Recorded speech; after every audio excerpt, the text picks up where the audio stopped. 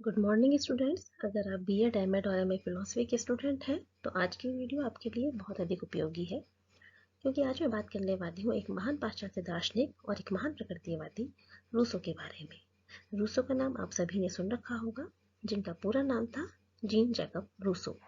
आज उन्हीं के जीवन दर्शन और शिक्षा दर्शन के बारे में विस्तार पूर्वक हम पढ़ेंगे।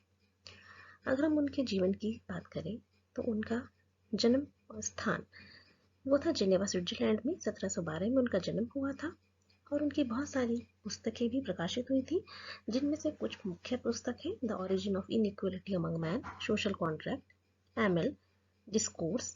इसके अलावा उनकी द न्यू हेलॉय आदि बहुत अधिक पुस्तकें थी, जिनमें से एमएल और सोशल कॉन्ट्रैक्ट उनकी फेमस बुक्स थी। सोशल कॉन्ट्रैक्ट में उन्होंने समाज के ऊपर उनकी आधारित थी, समाज सुधार संबंधी उन्होंने इसमें कुछ विचार अपने प्रस्तुत किए थे। रूसो एक महान प्रकृतिवादी थे। वो प्रकृति पे ही मुख्य फोकस करते थे, प्रकृति को ही केंद्र बिंदु मानते थे। उनके अनुसार जो शिक्षा होती है वो हमें हमेशा प्रकृति को ध्यान में रखकर ही देनी चाहिए, यानी प्राकृतिक वातावरण में ही प्रदान करनी चाहिए। वह समाज और विद्यालय को अत्यंत दूषित मानते थे, क्योंकि उनके अनुसार जितने भी दोष आते हैं वो हमेशा हमें समाज से मिलते हैं, हमें लोगों से मिलते हैं। और एक जो प्रकृति होती है वो शुद्ध होती है और ये हमें हमेशा अच्छे कार्यों की ओर अग्रसर करती है।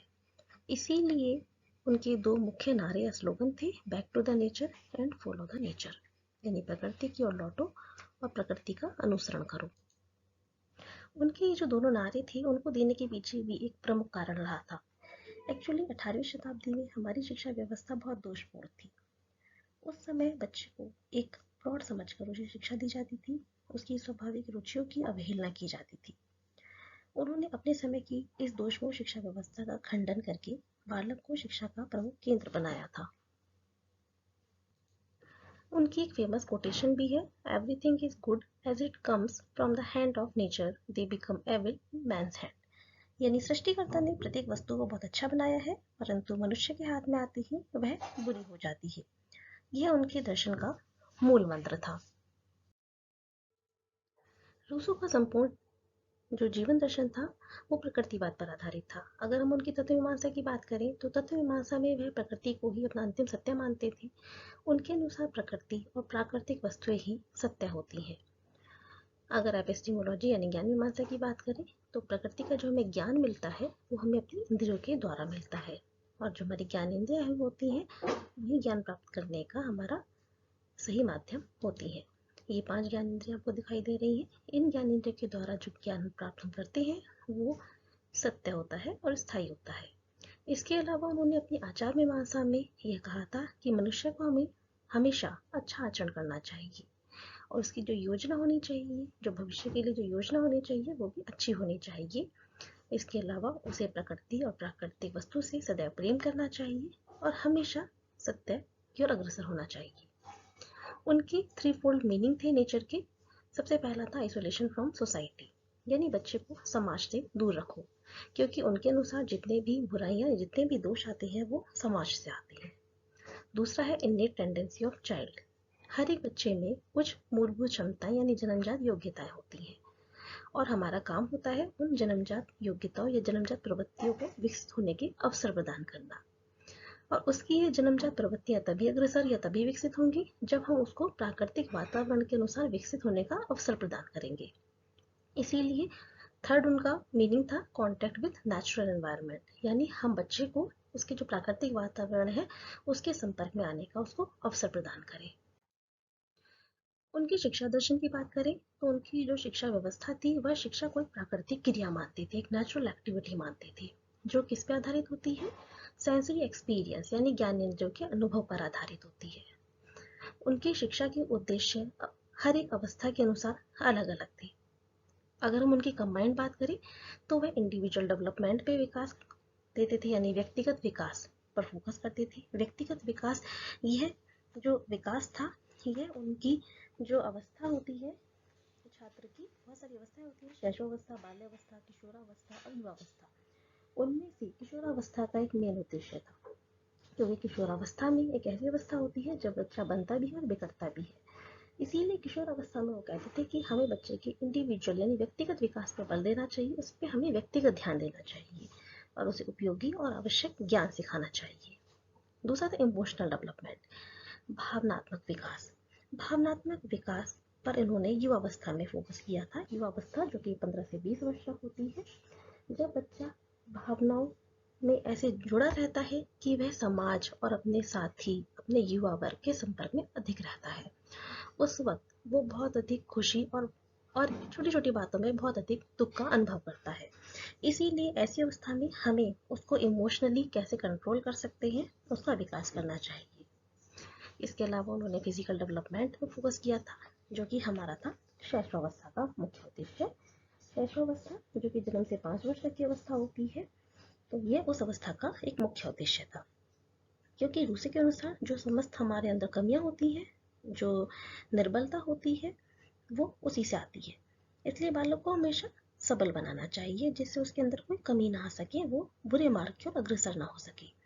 इसीलिए रूसो कहते थे कि अगर हम उसको शारीरिक विकास की ओर फोकस करेंगे, उसको खेल कूद, व्यायाम, क्या इन सभी की शिक्षा प्रदान करेंगे, तो वह बुरी बातों के लिए समय नहीं निकाल पाएगा। लास्ट, ट्रेनिंग ऑफ सेंसेस यानी ज्ञानेंद्रियों का विकास। जो हमारी बाल्यावस्था होती है, जो कि 5 से 12 वर्ष तक की अवस्था होती है, उस समय शिक्षा का मुख्य उद्देश्य ज्ञानेंद्रियों का विकास करना होना चाहिए। ज्ञानेंद्रियों का विकास किससे होता है? अनुभव के द्वारा। क्योंकि अनुभव के द्वारा बच्चा ऐसी ऐसी चीजों के संपर्क में आता है जो उसके ज्ञान को स्थायी बनाती है। तो यह सभी शिक्षा के उद्देश्य थे उनके अनुसार।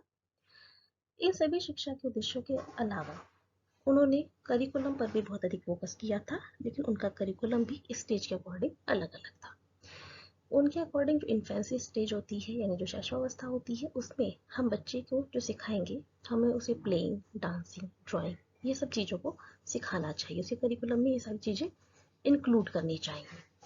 जो चाइल्डहुड स्टेज होती है, जो 5 से 12 वर्ष की अवस्था होती है, उसमें उसको मैथ, साइंस, लैंग्वेज, जिससे उसकी रीजनिंग पावर इम्प्रूव हो सके, उसकी थिंकिंग पावर इम्प्रूव हो सके, इसलिए ये सारे टॉपिक्स उसमें इंक्लूड होने चाहिए।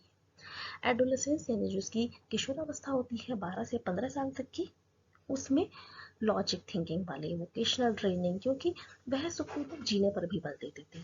इसीलिए उनके अनुसार जो व्यावसायिक शिक्षा होती है वो भी हमारे लिए, बच्चे के लिए बहुत आवश्यक होती है, जिसे आगे जाकर वह सुखपूर्वक जीवन व्यतीत कर सकता है।